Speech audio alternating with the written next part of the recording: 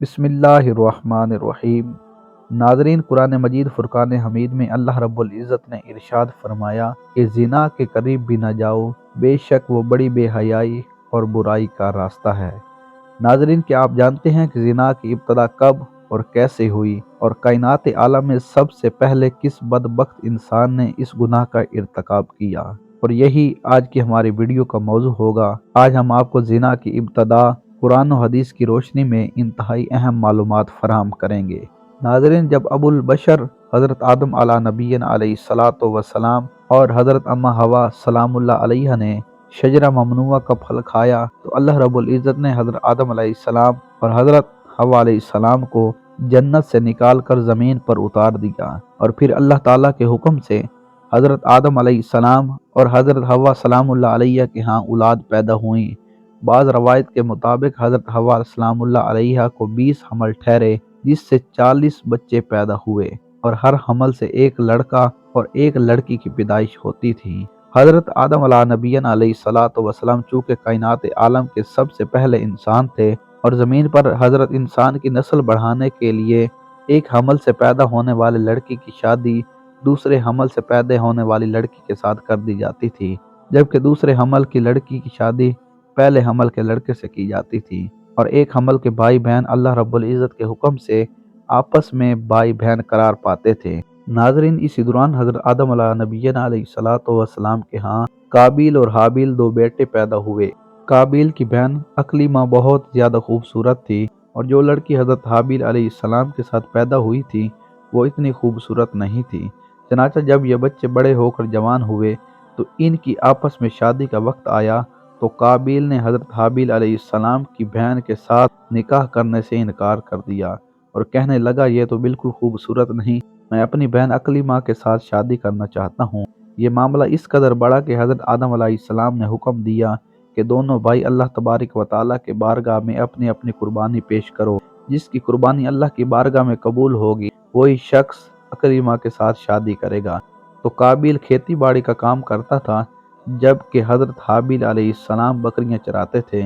چنانچہ حضرت حابیل علیہ السلام نے اللہ رب العزت کی بارگاہ کے اندر ایک خوبصورت بکری کا بچہ پیش کیا، جبکہ قابیل نے گیہوں کا گٹا اٹھا کر اللہ رب العزت کی بارگاہ میں پیش کیا، اور جب یہ دونوں قربانیاں پیش کی گئیں، اس زمانے کے رواج کے مطابق آسمان سے ایک آگ اتری اور اس نے حضرت حابیل علیہ السلام کی قربانی کو نگل لیا، یعنی یہ ثابت ہو گیا کہ حضرت حابیل علیہ السلام کی قربانی اللہ کے حضور قبول ہو گئی ہے۔ جس پر قابیل کہنے لگا کہ ضرور میرے باپ حضرت آدم علیہ السلام نے حابیل کے لیے دعا کی ہوگی، جس وجہ سے اس کی قربانی قبول ہو گئی ہے۔ ناظرین، قرآن مجید فرقان حمید میں حابیل و قابیل کا قصہ سورۃ المائدہ میں آیا ہے۔ جب حضرت حابیل علیہ السلام کی قربانی قبول ہوئی تو قابیل نے حابیل علیہ السلام کو مارنے کی دھمکی دی، اور روایات کے مطابق حضرت حابیل علیہ السلام قابیل سے زیادہ طاقتور تھے، لیکن آپ نے اللہ تعالیٰ کے خوف کی وجہ سے فرمایا اگر تم مجھے قتل کرنے کے لیے اپنا ہاتھ بڑھاؤ گے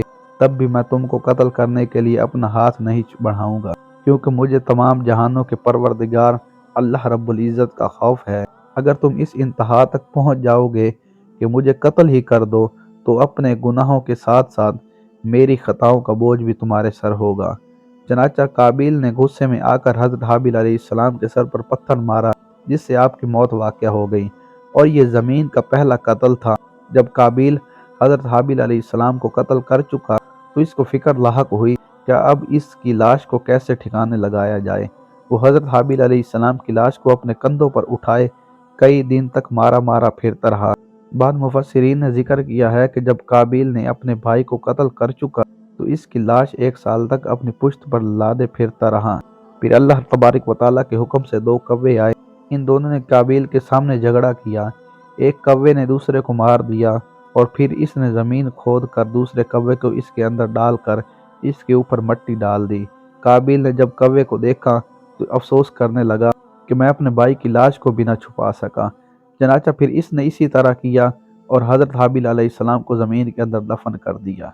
ناظرین، جب حضرت حابیل علیہ السلام کی لاش دفن ہو گئی تو قابیل اپنی بہن اکلیمہ کو لے کر شیطان کے مشورے پر یمن کی طرف فرار ہو گیا، کیونکہ مسلسل شیطان اس کے پاس آتا رہا اور اس کو اس بات سے ڈراتا رہا کہ تمہارا باپ تمہیں قتل کر دے گا۔ لہٰذا وہ اپنی بہن کو لے کر دور دراز وادیوں میں فرار ہو گیا، جہاں اس نے سکونت اختیار کر لی اور والد کے دین حق کو چھوڑ کر پہلے آتش پرستی اور بعد میں بت پرستی شروع کر دی۔ دنیا میں قتل و غارت، حسد و فساد اور آتش پرستی اور بت پرستی کی بنیاد قابیل ہی نے رکھی تھی، اور تاریخ عالم میں سب سے پہلے اس نے زنا کیا۔